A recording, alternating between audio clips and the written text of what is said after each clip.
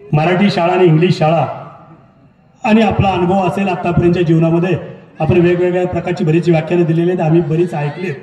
आणि मला वाटतं सर आपली तिसरी वेळ आहे कडवेगावमध्ये येण्याची. ही आमच्या दृष्टीनं ही पर्वणी आहे की 3 वेळा सरांना ऐकण्याचा योग तुम्हा गावकऱ्यांना या ठिकाणी आला, हे तुम्हा सर्वांच्या दृष्टीनं भाग्याचा क्षण आहे.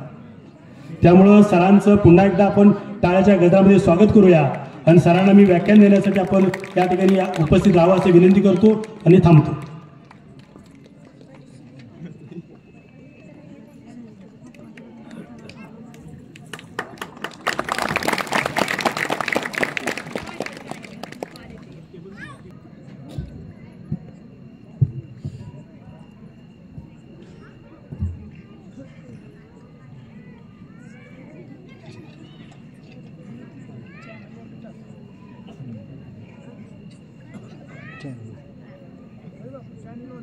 चॅनल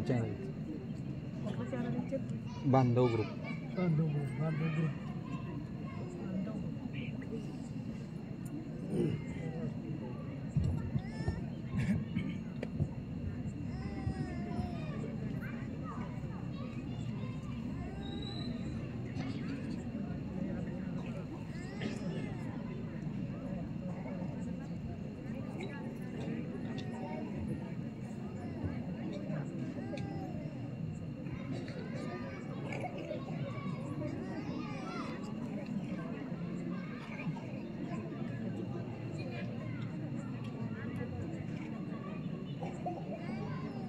आई ही मुलाची पहिली शाळा असते आणि शाळा ही मुलाची दुसरी आई असते. या 2 आईंच्या कुशीतच मूल शिकत असतं, घडत असतं, मोठं होत असतं. घरातल्या आईचा वाढदिवस आपण साजरा करतो का, हाही संशोधनाचा विषय आहे. पण शाळा नावाच्या आईचा 100वा वाढदिवस आपण इथं साजरा करत आहात, ही सगळ्यात मोठी आनंदाची आणि महत्वाची गोष्ट आहे. वाढदिवस म्हटलं की शुभेच्छा, शाल, श्रीफळ, हार, तुरे. 100 वर्षाची ही शाळा, ते सगळं स्वीकारून तुम्हाला धन्यवाद म्हणणार नाही, तुमचे आभारही मानणार नाही. कारण तुमच्या आमच्या जीवनावर मुळात तिचे ऋणच एवढे आहेत की काही केलं तरी ते ऋण फिटणार नाहीत. 100 वर्षापासून ही शाळा इथं आहे म्हणून काय झालं असा विचार करण्यापेक्षा 100 वर्षापासून जरी शाळा इथं नसती तर काय झालं असतं, हा विचार करणं फार महत्वाचं आहे. त्याचं जे उत्तर मिळेल तेव्हा तुम्हाला या शाळेचं महत्व कळेल. कदाचित ही शाळा नसती तर या मातीतला कुणी शिकला असता का, हा सगळ्यात मोठा चिंतनाचा विषय आहे. तो घडला असता का, मोठा झाला असता का, आयुष्यात काही करू शकला असता का. या गावानं आतापर्यंत भारतीय सैन्य दलात तब्बल 180 जवान दिले. भारतीय पोलीस दलात जवळपास 100च्या वर आपली लेकरं या देशाच्या सेवेसाठी दिलीत. ही लेकरं खरंच त्या सेवेत जाऊ शकली असती का. कुणी इंजिनियर झाला असेल, कुणी डॉक्टर झाला असेल, कुणी वकील, कुणी प्राध्यापक, कुणी शिक्षक. या देशाच्या सेवा क्षेत्रात या मातीतला प्रत्येक जण काही ना काही योगदान देत असेल. त्याच्या योगदानाच्या पाठीमागे ही 100 वर्षाची शाळा उभा आहे.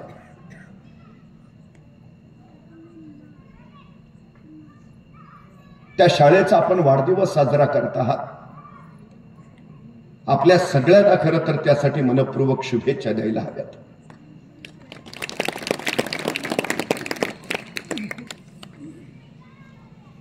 शिक्षण ही फार महत्वाची गोष्ट आहे, पण कुठलीच महत्वाची गोष्ट शिकता येत नाही. अनुभवासारखा दुसरा गुरु नाही. हा अनुभव तुम्हाला ज्ञान देतो, अनुभवच तुम्हाला शहाणा करतो. इतिहासाच्या पानावर तुम्ही पाठीमागं गेलात तर या मातीत घडलेल्या प्रत्येक महापुरुषानं शहाणे व्हाचा संदेश दिलाय, ज्ञानी व्हाचा संदेश दिलाय. का, कशासाठी? महात्मा ज्योतिराव फुले असं म्हणतात, विद्येविना मती गेली, मती विना नीती गेली, नीती विना गती गेली, गती विना वित्त गेले, वित्ता विना क्षुद्र खचले, एवढे सगळे अनर्थ एका विद्येनं केले. विद्या काय करू शकते? 350 वर्षापूर्वी छत्रपती शिवाजी महाराजांनी पाठशाळा काढल्याचे उल्लेख मिळतात. रायगडावर तर महाराजांनी विवेक सभा उभारलेली, जगभराचे विद्वान तिथं यायचे आणि महाराज त्यांच्या बरोबर वेगवेगळ्या विषयांवर चर्चा करायचे. राज्याभिषेका आलेल्या गागा भट्टाला महाराज सांगतायत, आद्य शंकराचार्य, कुमारिल भट्ट, मंडन मिश्र यांचा अद्वैतावर जो वादविवाद झालाय त्याची संहिता तयार करायचं राहिलंय. आलाच आहात तर तेवढी संहिता तयार करा, ग्रंथ तयार करा. का? पुढच्या पिढ्यांना तो कळाला पाहिजे. 350 वर्षापूर्वी सुरतीची स्वारी केली महाराजांनी, इंग्रजांच्या वखारीवर छापा मारला. आता त्या छाप्यात शोधावं काय, सोनं नाणं संपत्ती. पण महाराजांची जिज्ञासू नंतर शोधत होती, हे इंग्रज सुधारलेले पुढारलेले काहीतरी वेगळं असेल. आणि त्या इंग्रजांच्या वखारीत महाराजांना एका कोपऱ्यात कसलं तरी यंत्र सापडलं. महाराजांनी तत्काळ उचललं, सोबत आणलं. यंत्र उचलून आणलं खरं, पण यंत्र कशाचं आहे तेच कळेना. जिज्ञासा किती आहे बघा.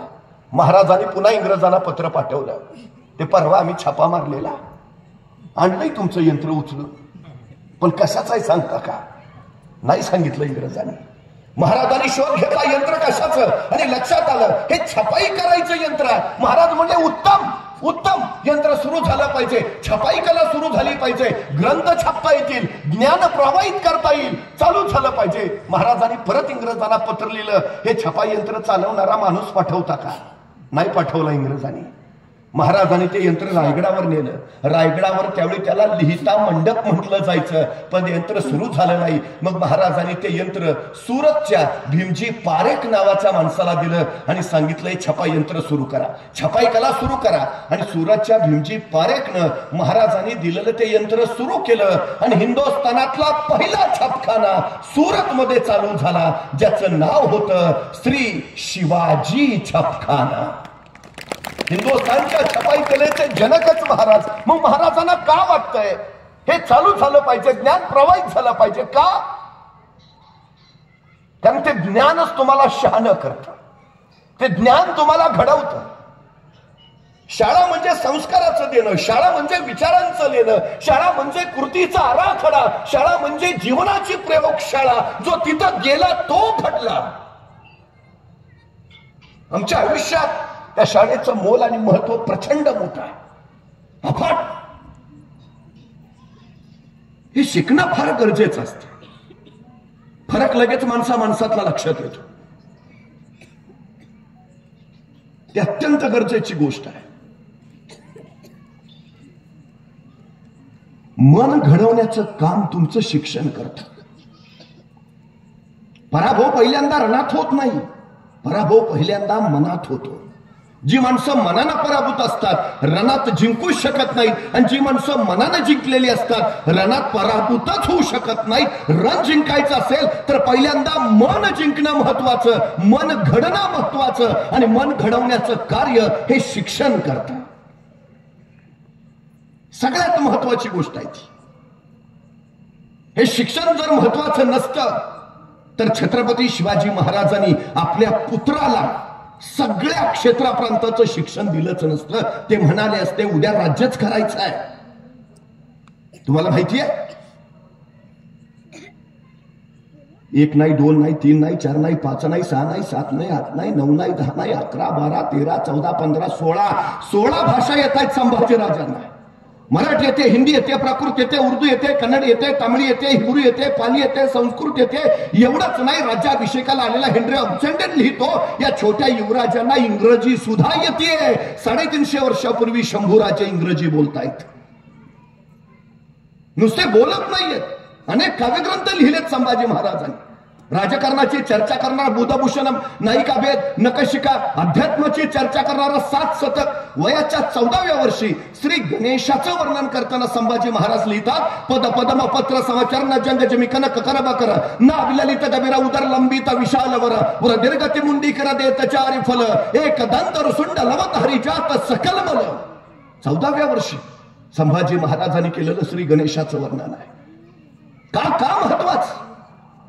मन घडणं, मन जिंकणं महत्वाचं, तर रण जिंकाल. मग ते कुठलंही असू द्या, कुठलंही. सगळ्यात महत्वाची गोष्ट आहे ती. वर्धमानाने उभ्या आयुष्यात एकही लढाई केली नाही तरी आम्ही त्यांना महावीर म्हणतो. का? कारण जो रण जिंकतो तो वीर आणि जो मन जिंकतो तो महावीर. आमच्या मुलांना वीर नव्हे महावीर करायचं असेल तर मन जिंकणं महत्वाचं आहे. ते घडवण्याचं काम शिक्षण करतं.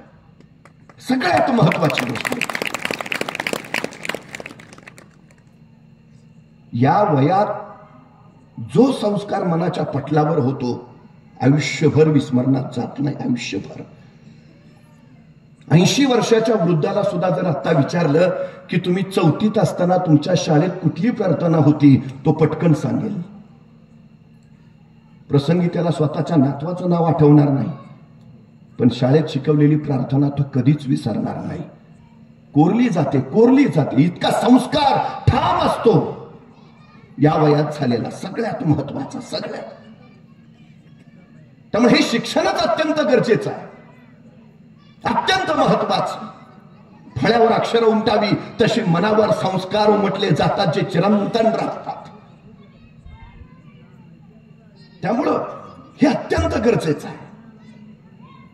मी वारंवार सांगतो, या जगात दुसरा कुणीही तुमचा पराभव करू शकत नाही. या जगात फक्त तुम्हीच तुमचा पराभव करू शकता. या जगात दुसरा कुणीही तुम्हाला मर्यादा घालू शकत नाही. या जगात फक्त तुम्हीच तुम्हाला मर्यादा घालू शकता. या जगात दुसरा कुणीही तुमच्यावर बंधनं घालू शकत नाही. या जगात फक्त तुम्हीच तुमच्यावर बंधनं घालू शकता.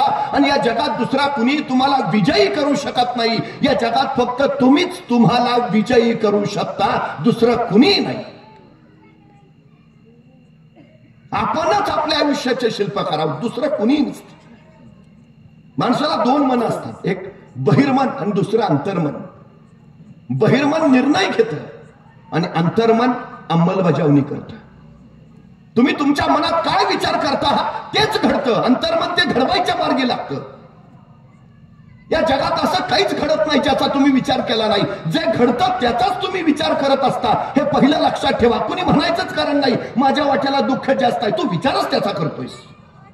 सुखी माणूस कोण? जो सतत सकारात्मक विचार करतो. तुम्ही जे विचार करता त्याच्या पलीकडे तुमच्या आयुष्यात दुसरं काहीच घडत नाही, हे पहिलं लक्षात ठेवा. तेच जे तुम्ही ठरवता, तो मनात जो विचार करता तेच घडतं. न्यायालयाने एका कैद्याला फाशीची शिक्षा दिली आणि त्याच वेळी काही शास्त्रज्ञांना प्रयोग करायचा होता. ते न्यायालयाला विनंती केली की फाशीची शिक्षा झालेल्या माणसाला तुम्ही फासावर चढवून मृत्यू देता, या कैद्याला मात्र विषारी सर्पाचा दंश देऊन फाशी द्यायची आम्हाला परवानगी द्या. न्यायालय म्हणलं ठीक आहे, शेवटी मारायचंच आहे त्याला, शिक्षा आहे त्याची, कसाही मेला तरी चालतो, ठीक आहे, विषारी सर्पाचा दंश देऊन मारा. ज्या दिवशी त्याची फाशीची वेळ ठरली त्याच्या आदल्या दिवशी शास्त्रज्ञांनी त्या कैद्याला सांगितलं, उद्या तुला विषारी सर्पाचा दंश देऊन मारणार आहे. सांगितल्यापासून त्याच्या डोक्यात फक्त एकच विचार, उद्या सकाळी 11 वाजता आपल्याला विषारी सर्पाचा दंश होणार आणि आपण मारणार.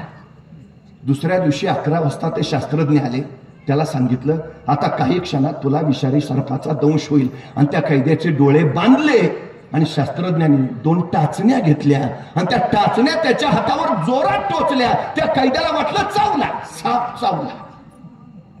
अर्ध्या तासात त्याच्या तोंडातनं फेस आला आणि पुढच्या तासाभरात त्याचं अंग काळं निळं पडून तो मरण पावला. प्रत्यक्ष सर्प चावला होता का? नाही.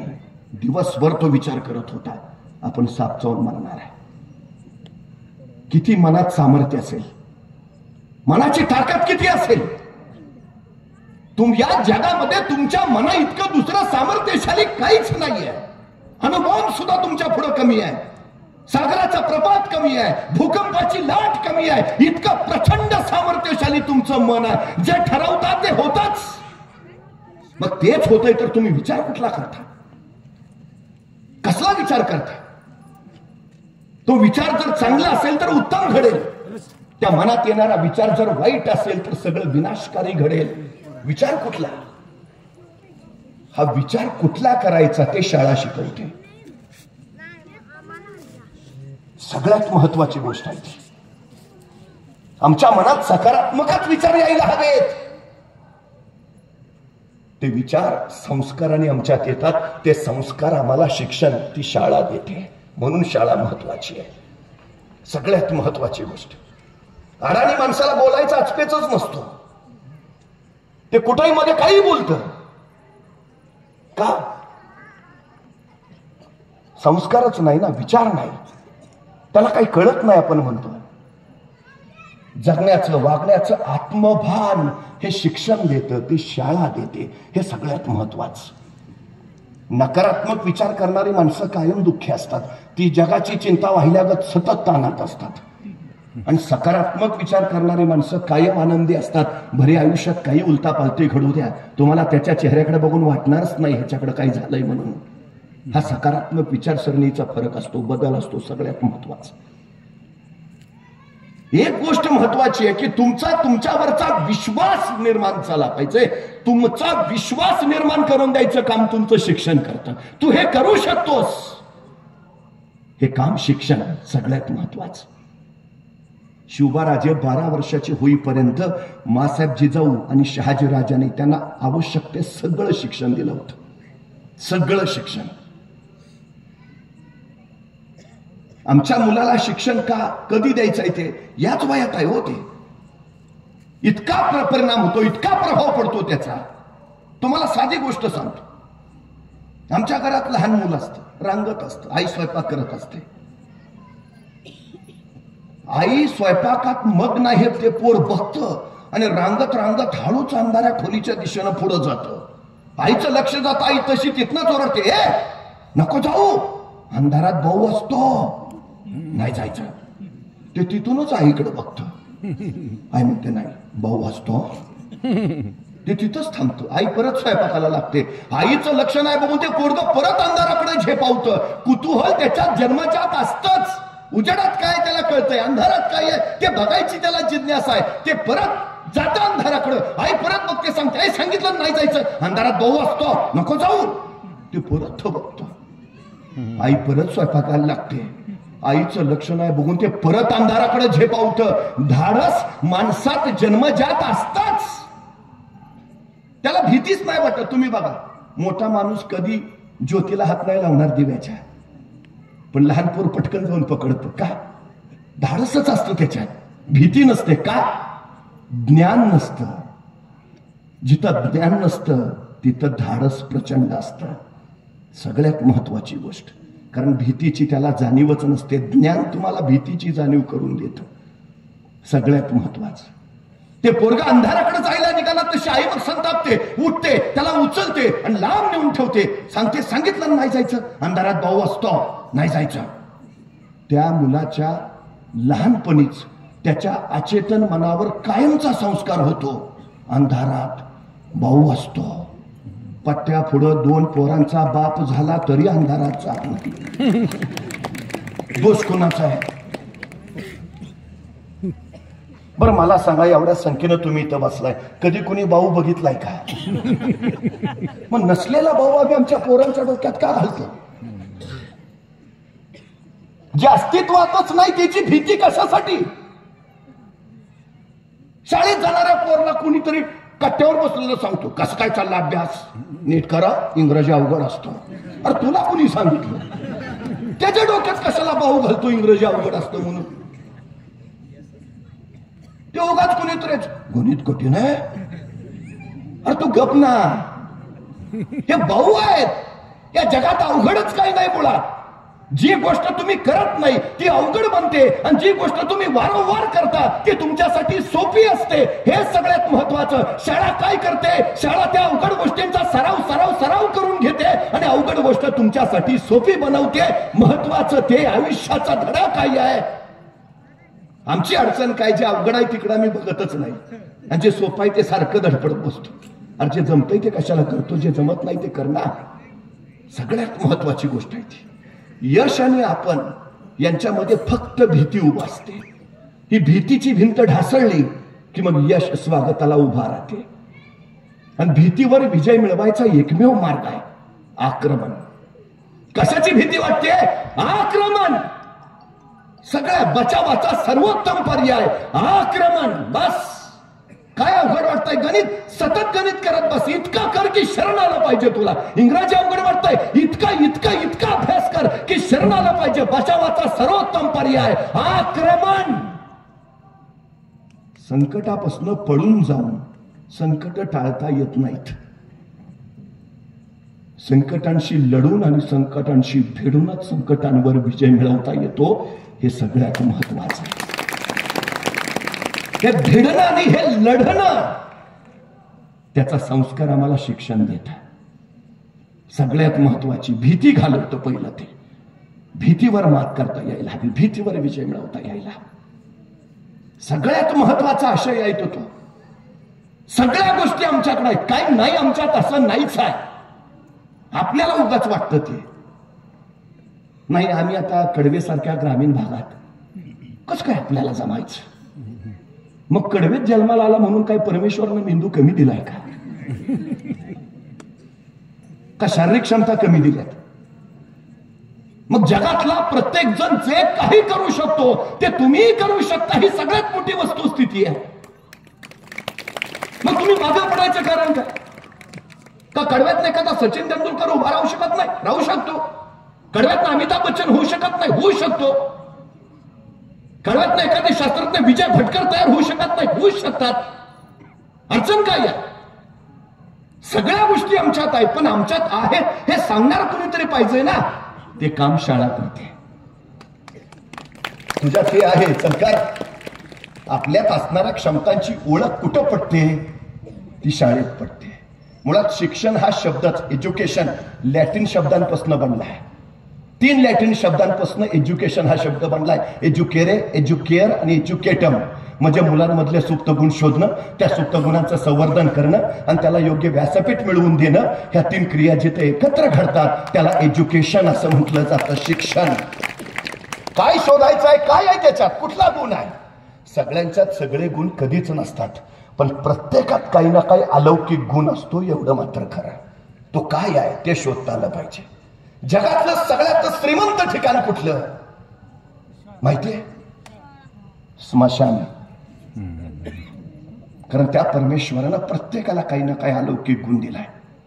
काही लोकांना तो कळतो, काही लोकांना चौघांच्या खांद्यावर गेलं तरी कळत नाही.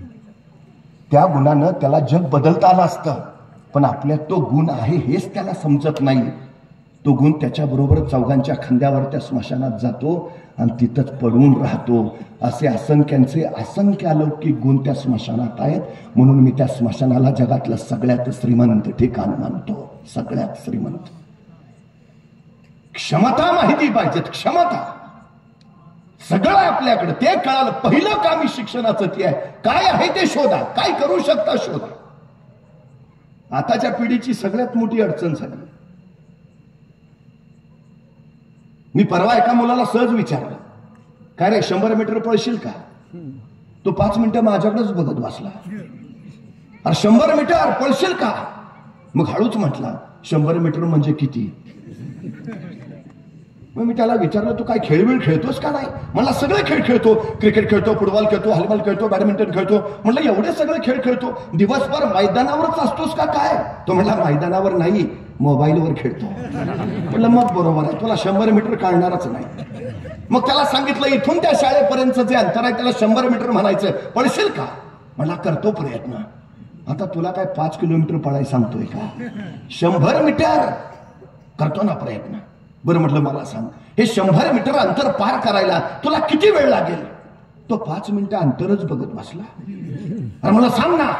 मग हळूच म्हटला 5 मिनिटं तरी लागतील. 5 मिनिटं 100 मीटरला?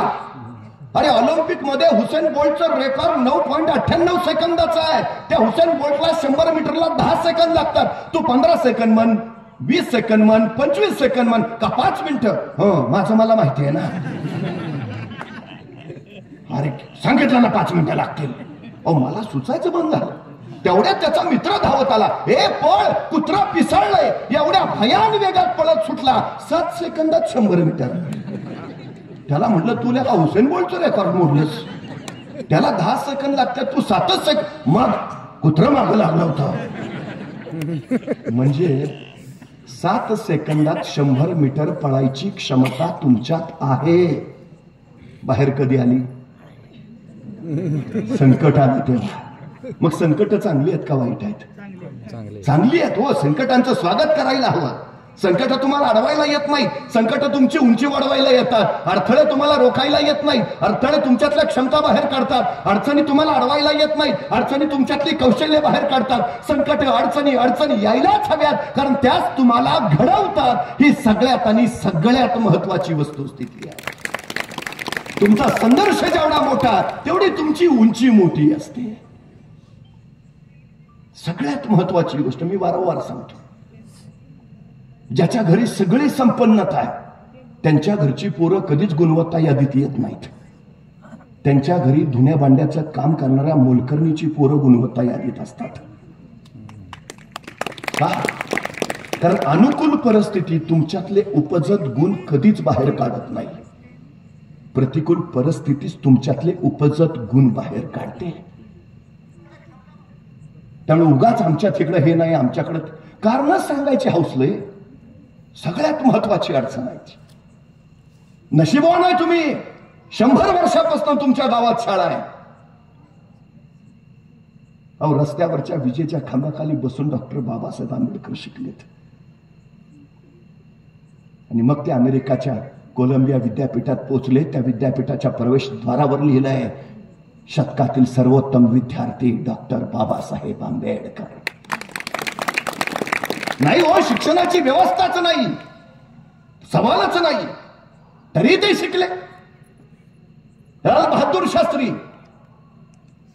गंगेच्या या किनारी ते राहायचे, शाळा दुसऱ्या किनारी. रोज सकाळी शाळेला जायचे निघाले, गंगेच्या काठावर उभा राहिले. नदीत नावाड्याने विचारलं, हे लाल बहादूर चल येतोस ना शाळेत?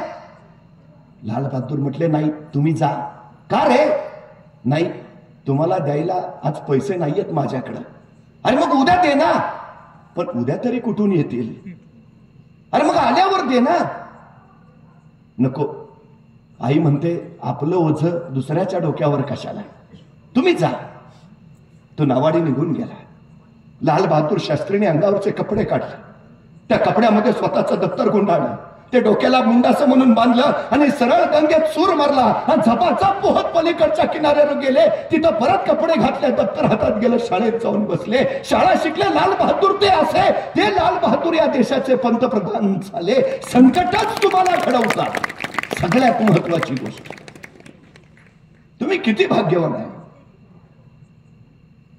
आई वडिलांची इच्छा आहे तुम्ही शिकावं, घडावं, मोठं व्हावं. मी वारंवार सांगतो, तुम्ही नशीबवान का 100 वर्ष तुमच्या गावात शाळा आहे. तुम्ही नशीबवान का तुमच्या आईवडिलांची इच्छा आहे तुम्ही शिकावं. संधी नशिबाने मिळते, पण यश नशिबाने मिळत नाही. ते मेहनतीनंच मिळवावं लागतं, हे पहिलं लक्षात असू द्या. अनेकांच्या वाट्याला संधीही आली नाही, तरी त्यावर मात करत मेहनतीने त्यांनी यश मिळवलं. कौतुक त्यांचं करायला हवं. सगळ्यात महत्वाचं, उगा आमच्या हाताची पोरं कारण सांगतात आमची परिस्थिती नव्हती. हो तू गप. मला बाहेर राग येतो असल्या माणसांचा. आमची परिस्थिती नव्हती. हो, परिस्थिती माणसाला घडवती नाही आणि परिस्थिती माणसाला बिघडवती नाही. माणूसच परिस्थिती घडवतो आणि माणूसच परिस्थिती बिघडवतो. ही सगळ्यात मोठी वस्तुस्थिती आहे, सगळ्यात मोठी. काय परिस्थिती असेल? डॉक्टर बाबासाहेब आंबेडकरांना जर कोणी विचारलं की 20 वर्षापूर्वी तुम्ही हे पुस्तक वाचलेलं, त्या पुस्तकातल्या 200 नंबर पानावरच्या 3ऱ्या पॅराग्राफ मधली 4थी ओळ काय आहे, 20 वर्षानंतर ते सांगायचं. लोक म्हणायचे काय विद्वत्ता आहे, काय बुद्धिमत्ता आहे, काय अफाट स्मरणशक्ती आहे. डॉक्टर बाबासाहेब आंबेडकर म्हणायचे माझ्या परिस्थितीनं मला दिलेली ही देणगी आहे. माझ्या वडिलांची परिस्थिती गरिबीची, गरिबीमुळे मला पुस्तकं ते घेऊन देऊन शकत नसायची. अचानक माझे वडील इकडून तिकडून कुणाकडनं तरी एखादं पुस्तक माझ्यासाठी घेऊन यायचं. ते पुस्तक मी हातात घ्यायचो आणि त्याचवेळी लक्षात यायचं आज हे पुस्तक आपल्या हातात पडलंय, परत कधी मिळेल का माहिती नाही, मग आज वाचतानाच असं वाचूया की आयुष्यात त्या पुस्तकाची परत गरजच पडता कामा नये. माझी बुद्धिमत्ता त्यातून घडली. परिस्थिती तुम्हाला घडवते. तुम्ही कसली कारण सांगता आमची परिस्थिती नव्हती हो? काय काय उगाच आम्ही गरीब आहे ना, चांगला आहे ना, श्रीमंत व्हायला तुला मिळालेली ही सर्वोत्तम संधी आहे. नाही, मला जरा बुद्धी कमीच आहे. उत्तम विद्वान व्हायला तुला मिळालेली ही सर्वोत्तम संधी आहे. स्वतःच्या कमतरताना बलस्थान माना आणि त्या बलस्थानाच्या बळावर स्वतःच्या कर्तृत्वाचा ध्वज फडकवा. 350 वर्षापूर्वी छत्रपती शिवाजी महाराजांनी मला ते सांगितलं. महाराजांकडे काय होतं? सैन्य होतं, संपत्ती होती, साधना होती, काही नाही. तरी महाराजांनी शून्यातून विश्व उभा केलं. महाराज असं म्हटले का? नाही, दिलं कुणी सैन्य तर बघू लढीन म्हणतोय का? म्हणले महाराज नाही, तोफा दिल्या तर मग बघतो, दाखवतो त्या औरंगजेबाला, फक्त तोफा द्याव्यात कोणीतरी. नाही हो, म्हणजे महाराज शून्यातनं विश्व उभा करतात आणि आमच्याकडे सगळं रेडीमेड तयार असून आमच्या हातनं काही होत नाही. नाहीतर एखाद्याला ढाल द्यावी, तलवार द्यावी, एवढंच काय त्याला घोड्यावर नेऊन बसवावा, त्याच्या पुढे जाऊन त्याला रणांगणात नेऊन सोडावा आणि मग म्हणावं, लेका आता तरी लढ, तरी पट्ट्या निवांतच. अरे लढ की, तुम तो लढू कसा? एक हातात ढाल आहे, दुसऱ्या हातात तलवार आहे, दोन्ही हात एंगेज आहेत, लढणार कसा? अरे मग निदान पळून तरी जा. पळून तरी कसा? घोड्यावर बसलोय दिसत नाही. जो बाजूने अडचण आहे. मुंगी बघितली? मुंगी केवढीशी, तिचं डोकं केवढंच, डोक्यातला मेंदू केवढासा, तरी पण त्या मुंगीला बरोबर कळतं कुठल्या गावातल्या, कितव्या आळीतल्या, कितव्या घरातल्या, कितव्या खोलीतल्या, कितव्या कपाटावरच्या, कितव्या फळीवर किती नंबरचा साखरेचा डबा आहे. रस्ता दाखवाय नाही लागत. कणभर मुंगी पोचते ना ध्येयापर्यंत. आपल्याला काय अडचण आहे? मुंगी रस्त्यानं जाताना बघा, एखादी नाही जाऊ द्यायचं म्हणून तिच्या वाटेत एखादी काठी ठेवा. वाटेत काठी आली, मुंगी वाट बदलत नाही, माघार तर अजिबात घेत नाही. ती सरळ काठीवर आक्रमण करते, पार करून पुढे निघून जाते. नाही जाऊ द्यायचं मुंगीला. वाटेत दगड ठेवा, तिच्या वाटेत दगड आला, मुंगी माघारी फिरत नाही, वाट तर अजिबात बदलत नाही, सरळ त्या दगडावर चढते, स्वतःची उंची वाढवून घेते आणि पुढे निघून जाते. नाही जाऊच द्यायचं नाही मुंगीला. पाणी होता तिच्या वाटेत, पाणी अडवा आलं, मुंगी माघार घेत नाही, वाट तर बदलत नाही, ती सरळ त्या पाण्याला वळसा घालते आणि पुढे निघून जाते. एवढीशी मुंगी माघार घेत नाही. आम्ही कशाला माघार घ्यायची उभा? कारण सांगून. सगळ्यात महत्वाचं आहे, सगळ्यात. एका तत्वचिंतकाला कुणीतरी विचारलं, हे जग कधी संपेल? तो म्हटला, ज्या दिवशी एखादी मुंगी एकाच जागी निवांत आराम करताना तुम्हाला दिसेल, समजून जा जगाचा अंतकाळ जवळ आलाय. मला फक्त निवांत आरामात बसलेली मुंगी दाखवा. चुकून दिसणार नाही, चुकून. अरे एवढीशी मुंगी जर अखंड काम करत असेल तर आम्हाला आमच्या ध्येयापर्यंत पोहोचण्यासाठी अखंड काम करायला अडचण काय आहे? एखाद्या मुलाला आम्ही म्हटलं, तो इतकं मरायचंय का? कामानं माणूस कधीच मरत नाही. माणूस कामाच्या ताणानं मरतो. आणि ताण कधी वाढतो? काम साठलं की. काम कधी साठतं? रेंगाळत ठेवलं की. रेंगाळत कधी ठेवता? गांभीर्य नसलं की. गांभीर्य कधी नसतं? ध्येयच नसलं की. ध्येय कधी नसतं? इच्छाशक्ती नसली की. इच्छा कधी नसते? कशाला जन्म झाला हेच माहित नसलं की. काय उपयोग आहे असल्या लोकांचा? सांगा ना आमच्या पोराला, तुला आयुष्यात काय करायचंय ते.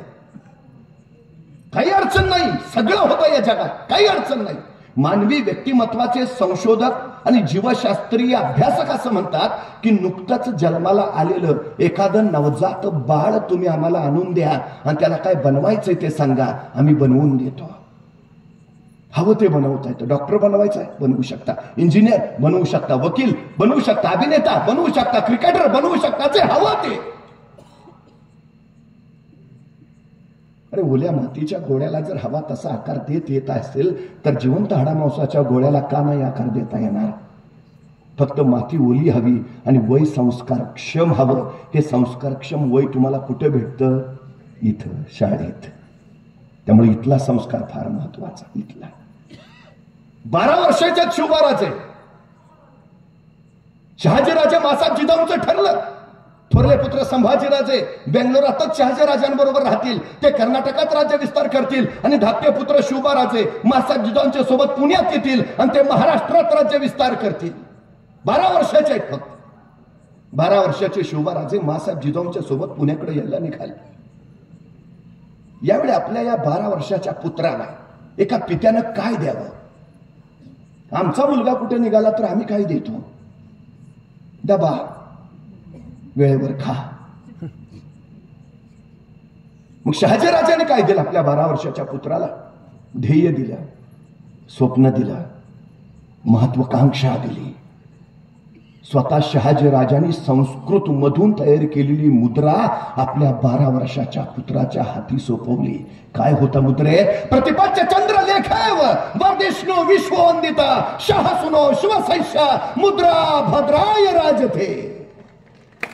काय पिता सांगतोय आपल्या पुत्राला? प्रतिपदेच्या चंद्राच्या कलेप्रमाणे तुमचं राज्य वाढत जाईल आणि एक दिवस ते विश्वाला वंदनीय होईल. कोण खात्री आहे? पुत्र अजून बेंगलोरातच आहे, पुण्यात जायचंय, स्वराज्याला सुरुवात व्हायची आहे. त्याच्या आधीच पित्याला खात्री आहे. शहाजीराजे असं नाही म्हटले, नाही तुम्हाला जमेल का? तुम्ही कराल का? तुमच्याच्याने होईल का? आमची सगळ्यात मोठी अडचण काय माहिती आहे? तुम्ही बऱ्यापैकी पालक आहे. किती पालकांनी आपल्या पोरांचं ध्येय त्याच्या 12व्या वर्षी ठरवलंय?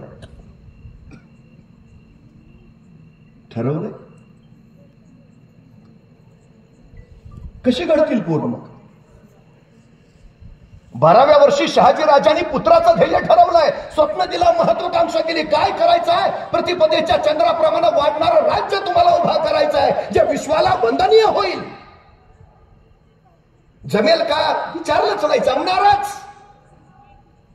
मी वारंवार सांगतो, आमच्या पोरांच्या चुका काढण्यापेक्षा त्यांचं कौतुक करायची संधी शोधा, म्हणजे पोरं इतिहास घडवतील. नियोजन फार महत्वाचं आहे. तुम्ही किती काम करता महत्व नाही, कसं करता महत्व नाही, तुम्ही तुमच्या कामाचं नियोजन कसं करता हे फार महत्वाचं आहे. 50 वर्षाचं आयुष्य महाराजांचं. या 50 वर्षाच्या आयुष्यात एकही घटना अशी नाही, एकही प्रसंग असा नाही की ज्याचं महाराजांनी नियोजन केलं नाही. ते जाऊ द्या, आईच्या गर्भात असतानाच ज्यांच्या आयुष्याचं नियोजन ठरलंय, असे जर कुणी महापुरुष या सृष्टीत जन्माला आले असतील तर छत्रपती शिवाजी महाराजांशिवाय दुसरं नाव नाही. जन्माला यायच्या आधीच ठरलंय का जन्माला यायचंय, जन्माला यायच्या आधीच ठरलंय जन्माला येऊन काय करायचंय. 50 वर्षात एकही घटना नाही ज्याचं नियोजनच केलं नाही. का महाराज घडतात? का वैभवशाली इतिहास बनवतात? 12व्या वर्षी ठरलंय काय करायचंय. आमच्या पोरांचं ठरलंय का? नसेल ठरलं तर ठरवा, दिशा द्या. सगळ्यात महत्वाची गोष्ट हे दिशादर्शन फार महत्वाचं आहे. आणि शंका बिंका तर व्यक्त करूच नका, त्याला जमेल का आणि एवढं सतर्कता आहे कसं काय? सोडा हो, सगळं आहे त्याच्यात. ठरवून घ्या ना. त्याच्यापेक्षा आम्हालाच काळजी जास्त. मग पोरगं नुसतं आईला विचारतो, आई सायकल शिकू का? नको, पडशील. पोहायला जाऊ का? नको, बुडशील.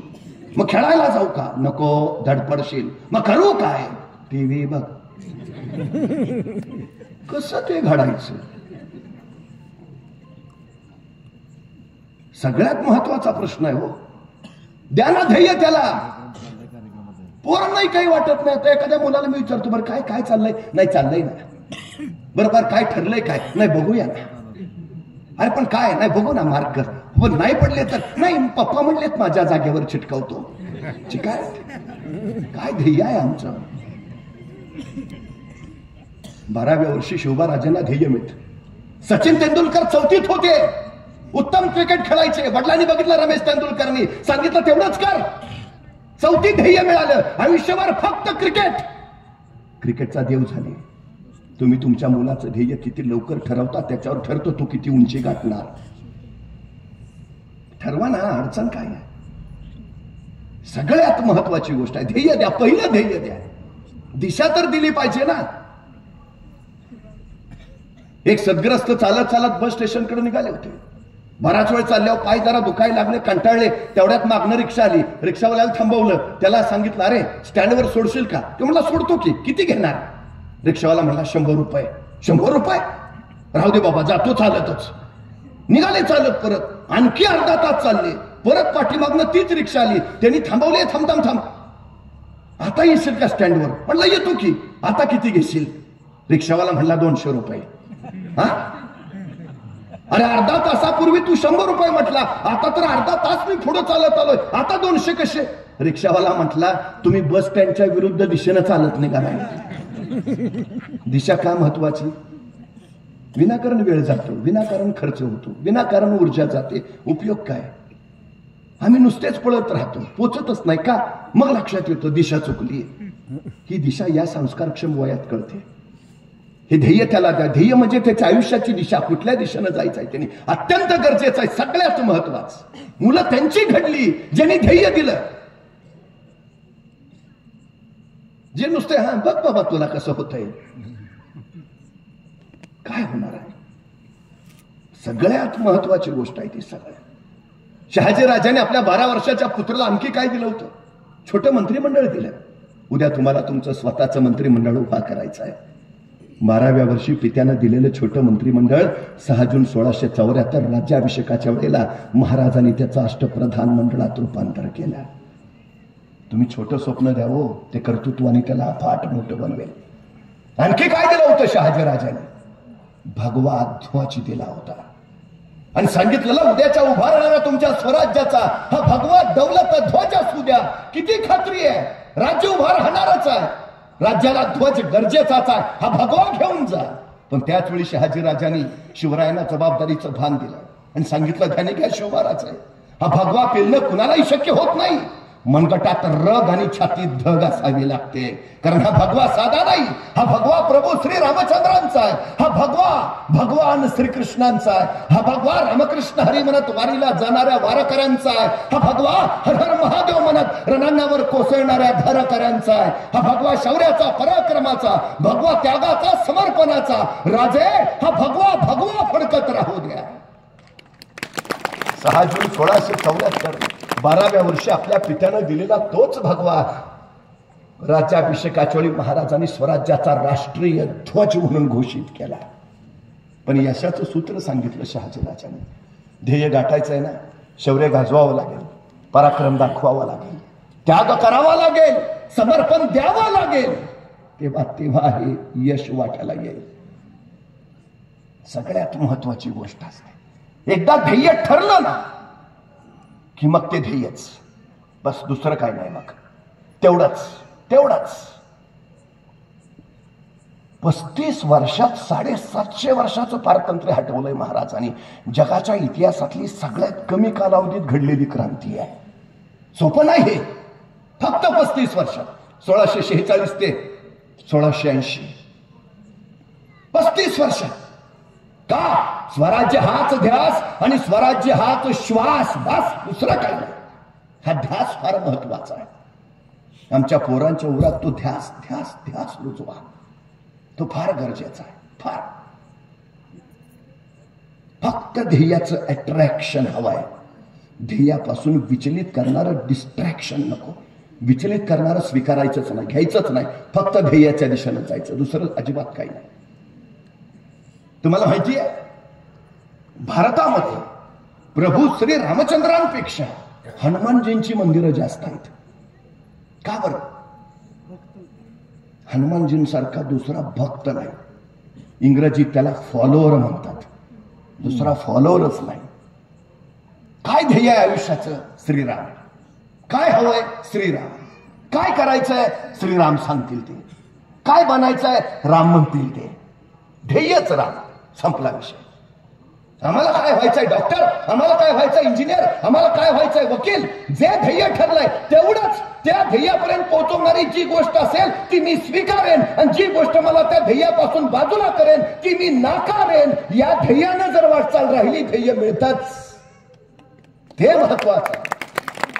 ध्येय का द्यायचं? म्हणजे त्यासाठी जे अपेक्षित तेवढंच करेल. बाकीच्या विचलित करणाऱ्या गोष्टी तो स्वीकारणारच नाही, अजिबात नाही. रावणाबरोबर युद्ध झाल्यानंतर श्रीराम अयोध्येला आले आणि मग त्या युद्धात ज्यांनी सहकार्य केलं होतं त्या सगळ्यांना प्रभू श्रीरामाने काही काही भेटवस्तू दिल्या, बक्षिसं दिली. पण या सगळ्यात हनुमानजी मात्र राहिले. सीतामातेला कळेल आता सगळ्यांना दिलं, हनुमानजींना काय द्यावा. सीतामातेने स्वतःच्या गळ्यातला मोत्याचा रत्नहार काढला आणि हनुमानजींना दिला. आणि मग सीतामाता इतर पाहुण्यांबरोबर बोलण्यात व्यग्र झाल्या.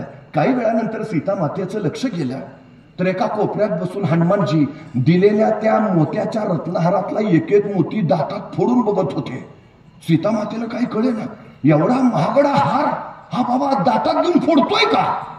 त्यांनी विचारलं, हनुमानजी काय करताय, मोती का फोडताय? हनुमानजी म्हणले, नाही, मोत्यात राम आहे का पाहतोय. अहो, मोत्यात कसा राम असेल? नाही, मग काय उपयोग आहे, घेऊन जा तुमचा तुम्हाला. ज्यात राम नाही माझ्या कामाचं नाही. काय व्हायचंय तुम्हाला? डॉक्टर. जी गोष्ट मला डॉक्टर बनवणार आहे तीच गोष्ट मी करेन. जी गोष्ट मला डॉक्टर बनवण्यासाठी अडचण ठरेल मी करणार नाही.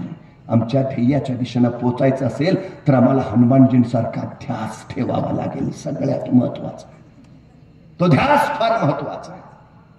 आमची अडचण काय झाली माहितीये का? डिस्ट्रॅक्शन, विचलित करणाऱ्या असंख्य गोष्टी आम्ही स्वीकारतो, असंख्य, सगळेच. सचिन तेंडुलकरनं एकदा वन डे मध्ये द्विशतक केलं. दुसऱ्या दिवशी पत्रकारांनी त्याला प्रश्न विचारला. द्विशतक केल्यावर सकाळी उठल्याबरोबर तुम्ही सगळी वृत्तपत्र बघितली असतील. सगळ्या वृत्तपत्रात पहिल्या पानावर तुमच्या पराक्रमाच्या बातम्या. सकाळी उठल्या उठल्या पहिला तुम्ही मोबाईल हातात घेतला असेल. अनेकांचे तुम्हाला शुभेच्छाचे मेसेज आले असतील, बघितले असतील ना. सचिन तेंडुलकर काय म्हटलं माहिती आहे? गेली 25 वर्ष रोज पहाटे 6 वाजता माझं बॅटचं किट घेऊन मी मैदानावर असतो. 25 वर्षातला माझा एक दिवस चुकला नाही. एक दिवस. उठलं की पहिलं ध्येय, ध्यास, बॅटिंग किट उचलायचं आणि रोज सकाळी 6 वाजता मैदानावरच्या नेटमध्ये